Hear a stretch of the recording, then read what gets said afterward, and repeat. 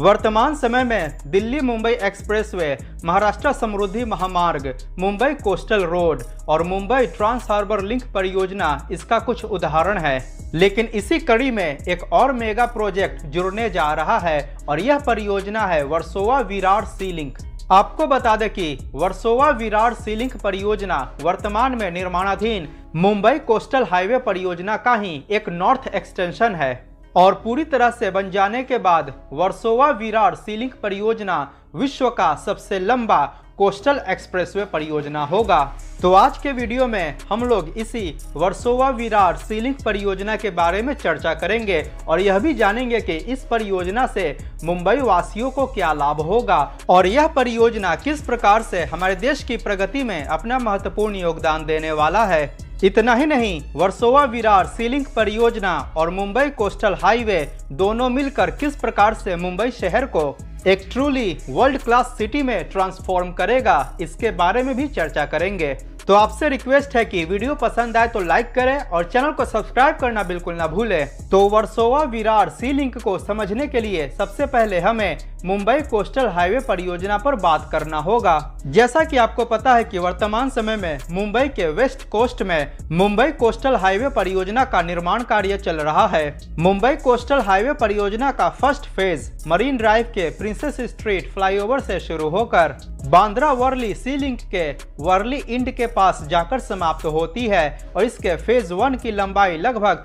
10.5 kilometre है। इस परियोजना के सेकंड फेज के अंतर्गत बांद्रा वर्ली सी लिंक के बांद्रा इंड से वर्सोवा होते हुए कांदिवली तक हाईवे का निर्माण किया जाएगा और इसके फेज 2 की लंबाई लगभग 19.2 किलोमीटर है और इसके फेज 2 के अंतर्गत ही 9.6 किलोमीटर लंबा वर्सोवा बांद्रा सी लिंक का भी निर्माण कार्य किया जाना है। इस प्रकार फेज 1 और फेज 2 को मिलाकर मुंबई कोस्टल हाईवे परियोजना की कुल लंबाई लगभग 29.7 किलोमीटर हो जाती है। और जैसा कि आप लोगों को पता है कि बांद्रा वर्ली सी लिंक जिसकी लंबाई 5.6 किलोमीटर है ऑलरेडी 2009 में पूरी तरह से बनकर तैयार हो चुका था। बांद्रा वर्ली सी लिंक 8 लेन का ब्रिज है और जब मुंबई कोस्टल हाईवे परियोजना पूरी तरह से बनकर तैयार हो जाएगा तो मुंबई कोस्टल हाईवे और बांद्रा वर्ली सी लिंक दोनों को मिलाकर वर्सोवा से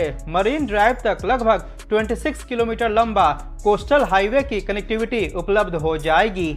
आपको बता दें कि मुंबई कोस्टल हाईवे परियोजना 8 लेन और 6 लेन के एक्सेस कंट्रोल्ड हाईवे का कॉम्बिनेशन है। इस परियोजना के फेज 1 और फेज 2 के निर्माण में लगभग 30,000 करोड़ रुपए खर्च किया जा रहा है और इसका फेज 1 2024 तक बनकर तैयार हो जाएगा और फेज 2 2028 तक बनकर तैयार होने की उम्मीद है। इसके बाद कांदिवली से मरीन ड्राइव के बीच की दूरी को लगभग 40 मिनट में पूरा किया जाएगा, जिसको कि वर्तमान समय में पूरा करने में लगभग 2 घंटे का समय लग जाता है। और अब मुंबई कोस्टल हाईवे परियोजना को फर्दर एक्सटेंड किया जा चुका है और इसके नॉर्थ एक्सटेंशन के रूप में वर्सोवा विरार सी लिंक परियोजना को प्रस्तावित किया गया है। इसका निर्माण भी मुंबई के वेस्टर्न कोस्ट में किया जाएगा। वर्सोवा विरार सी लिंक वर्सोवा से शुरू होकर मध्य गोराई वसई होते हुए विरार में जाकर समाप्त होती है और इस मेन सी लिंक ब्रिज की लंबाई लगभग 43 किलोमीटर होगी। यह एक 8 लेन का ब्रिज होगा। इसके साथ ही इस परियोजना के अंतर्गत मुंबई के विभिन्न क्षेत्रों से इस सी लिंक की बेहतर कनेक्टिविटी के लिए वर्तमान के प्राप्त जानकारियों के अनुसार 4 कनेक्टर्स का निर्माण किया जाएगा और इसके कनेक्टर्स की कुल लंबाई लगभग 58 किलोमीटर होगी। इस परियोजना के अंतर्गत बनाए जाने वाले कनेक्टर्स 6 लेन और 8 लेन के एक्सेस कंट्रोल्ड हाईवे होंगे। इस प्रकार वर्सोवा विरार सी लिंक और इसके कनेक्टर्स को मिलाकर पूरे परियोजना की कुल लंबाई लगभग 101 किलोमीटर हो जाती है। इस परियोजना के अंतर्गत बनाए जाने वाले सी लिंक का निर्माण वेस्टर्न कोस्टल एरिया से लगभग 1 किलोमीटर की दूरी पर किया जाएगा और यह परियोजना वर्सोवा में वर्सोवा बांद्रा सी लिंक से भी कनेक्टेड होगा। अतः इस परियोजना के निर्माण के बाद विरार से मरीन ड्राइव तक कोस्टल हाईवे की कनेक्टिविटी स्थापित हो जाएगी।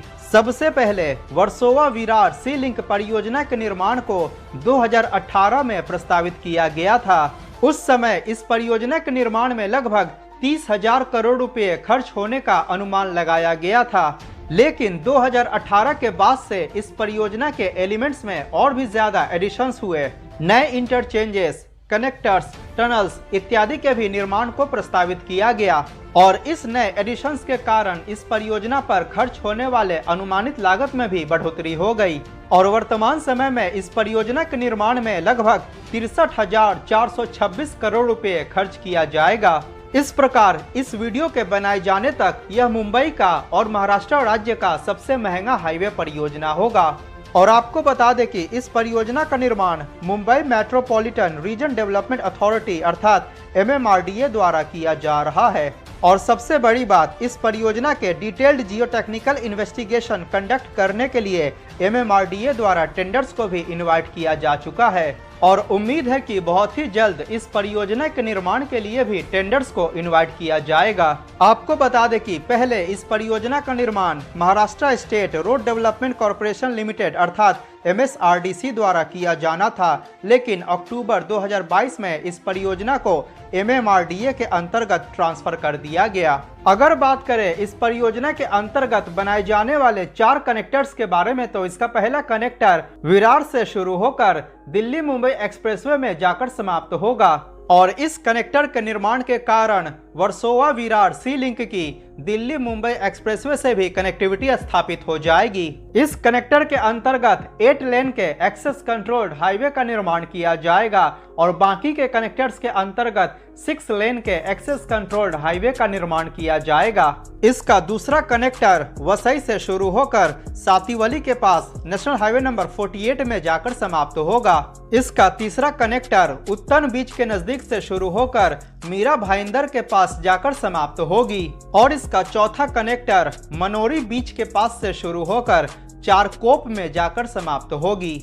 इस परियोजना के अंतर्गत बनाए जाने वाले कनेक्टर्स ग्रीनफील्ड और ब्राउनफील्ड हाईवे का कॉम्बिनेशन होगा और इन कनेक्टर्स के निर्माण से मुंबई के अलग अलग क्षेत्रों से सी लिंक पर आसानी से पहुंचा जा सकेगा।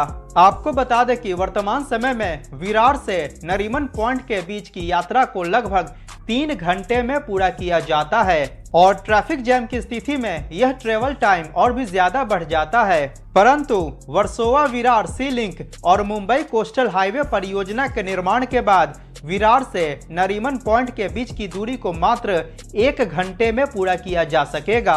वर्तमान में मुंबई शहर काफी कंजेस्टेड हो चुकी है और नए एरिया के विकास के लिए शहर के अंदर जगह पर्याप्त नहीं है और क्योंकि यह शहर 3 तरफ से समुद्र से घिरा हुआ है, तो इसके कारण शहर के विस्तारीकरण में बाधा उत्पन्न होती है और फास्ट मोड ऑफ ट्रांसपोर्टेशन न होने के कारण मुंबई में रहने वाले अधिकतर लोग मुंबई शहर के मेन एरिया के नजदीक रहना चाहते हैं। इसके कारण मुंबई शहर और भी ज्यादा कंजेस्टेड होता जा रहा है।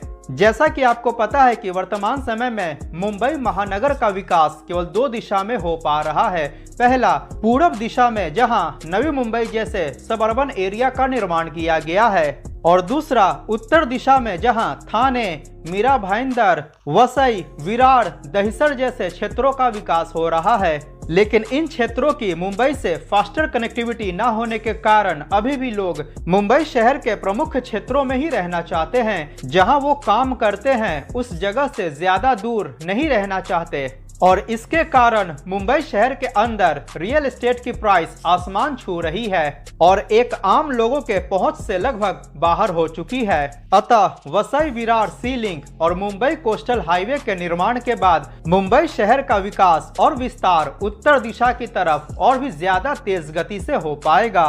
विरार की साउथ बॉम्बे से कनेक्टिविटी बेहतर हो जाने के कारण विरार, वसई, दहिसर, मीरा भाईंदर इत्यादि इन क्षेत्रों में भी रियल एस्टेट की डिमांड बढ़ेगी और निकट भविष्य में लोग इन क्षेत्रों में भी धीरे धीरे रहना प्रीफर करने लगेंगे, जिसके कारण इन क्षेत्रों में भी नए रेजिडेंशियल और कमर्शियल एरिया का विकास होगा और लोगों के स्टैंडर्ड ऑफ लिविंग में भी बढ़ोतरी होगी, क्योंकि जो लोग मुंबई शहर के अंदर 1 BHK का फ्लैट खरीद सकते हैं वे लोग वसई, विरार और मीरा भाईंदर जैसे क्षेत्रों में आराम से 2 BHK या 3 BHK का फ्लैट खरीद सकते हैं और इससे उनके जीवन शैली में एक कंफर्ट आएगा और क्योंकि मुंबई हमारे देश की फाइनेंशियल कैपिटल है, तो मुंबई के विकास के कारण हमारे देश को भी काफी ज्यादा लाभ होगा।